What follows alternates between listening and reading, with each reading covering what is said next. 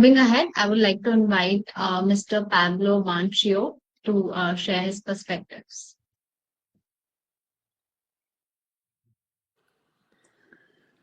Hello. Good morning, everyone. My name is Pablo Banchio, and the title of my presentation is Human Rights and Corporate Responsibility. First time, it's a real pleasure to be here with you, with all of you today. Thank you very much for the invitation and the opportunity to speak on a topic that is becoming more and more important every day: human rights and corporate responsibility. Now, I'd like to begin with the question: what kind of world do you want to live in? Most of us would say a world where people are treated with dignity, a world where children go to school, not to work in dangerous factory, or a world where workers are paid fairly, where communities are safe, and where companies do not destroy the environment just to make only money. This is the kind of world that human rights try to protect. And it's also the kind of world that responsible companies can help build. What are human rights? Let's take a moment to define shortly human rights. Human rights are the basic rights and freedom that belong to every human being.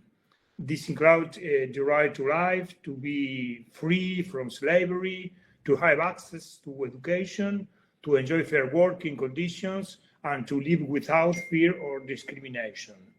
These rights are universal, which means that they apply to everywhere, regardless of nationality, gender, religion, age, or income. They are also indivisible. You cannot pick and choose some rights while ignoring others. Human rights were clearly outlined in the Universal Declaration of Human Rights adopted by the United Nations, and they have been booming in many international treaties and national law ever since. But the reality is very different. Across the world, human rights continue to be violated, sometimes in various serious ways. We see child labor in the supply chains of clothing and food companies, for example, here in America, in South America. We hear about workers in factories.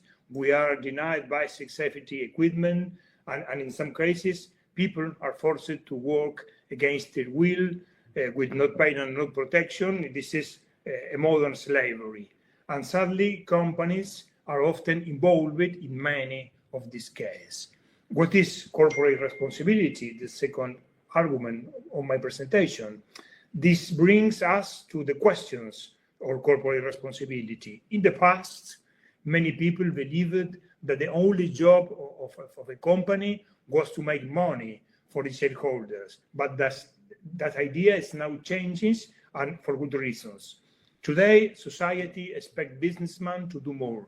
Companies are powerful, they have resources, influence, and global reach. With that power comes responsibility to respect human rights, to protect the environment, and to contribute to the well-being of communities. This is what we call corporate social responsibility. But more specifically, we now talk about human rights due diligence. This means that companies must take active steps to avoid causing harm and to fix things if harm does occur. This idea is reflected in the United Nations Guiding Principles of Business and Human Rights, often called UNGPs, adopted in 2011. They are built on three pillars. States must protect human rights. Business must respect human rights. There must be remedies available when rights are violated. This message is clear. Companies are not above the law, and ethics cannot be optional. So we should this matter to companies. First of all, because it is simple, the right thing to do. No business should benefit from expoliation, injustice, or environment destruction. But there are also practical reasons. Respecting human rights helps companies build trust with customers, with investors and employees. It reduces the risk of scandals, lawsuits, and boycotts, for example. and it creates a positive image that people want to be associated with the companies. In fact, we now live in an age of what some call ethical consumerism. People want to buy products that are made fairly. They want to work for organizations that share their values. They expect transparency and not just marketing slogans. And younger generation, most of you, in particular, millennials and Gen Theta, are demanding change. They are choosing brands that care, and they are quick to expose to those who don't. So, in the end, human rights and business success are not opposites. They go hand in hand. We can companies actually do. The good news is that there are practical steps companies can take. These don't require perfection, but they don't require commitment and transparency. Let me share 3 simple but powerful actions. Know your impact. First, companies need to examine their entire operation. That includes suppliers, subcontractors, and partners. Where are the risks? Is your product causing environment harm? It starts with asking questions and being honest about the answers. The second powerful action is prevent harm. One risk are now the companies must act.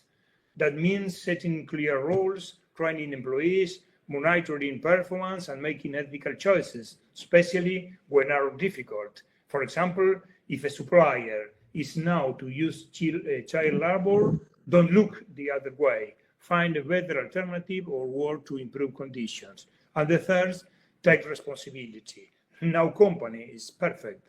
Mistakes happen.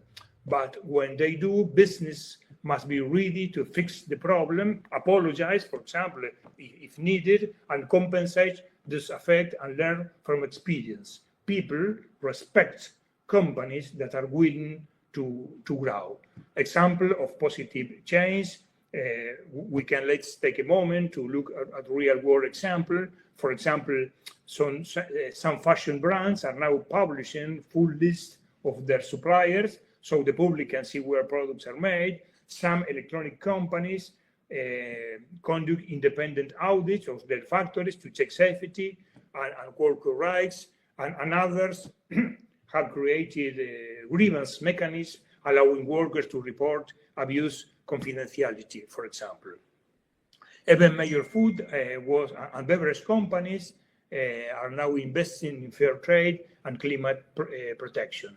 Now, none of these companies are perfect, of course, but these actions show that change is possible and that human rights can be built into the core of business. Before I finish, I want to underline one last message. Protecting human rights is a shared responsibility. Governments must lead the way with strong law and enforcement, but business must follow with real actions, not just promise. And we, as consumers, workers, and citizens, must continue to speak up, ask questions, and demand better, like this conference 4x4. Because in the end, we all want to the same thing: a fair, safer, more respectful world. A world where companies are not part of the problems, but part of the solution. So let us not forget, every business decision is a moral decision. Every product has a story, and every company has the power to build a future where human rights are respected, not ignored. Let me end with a simple idea. Human rights are everyone's responsibility, not just government, not just lawyers, but also businesses. Every company, big or small, has the power to make a positive difference. Let's choose that future. Let's make responsibility part of the business model. Let's prove that profit and principles can grow together. Thank you very much for your time.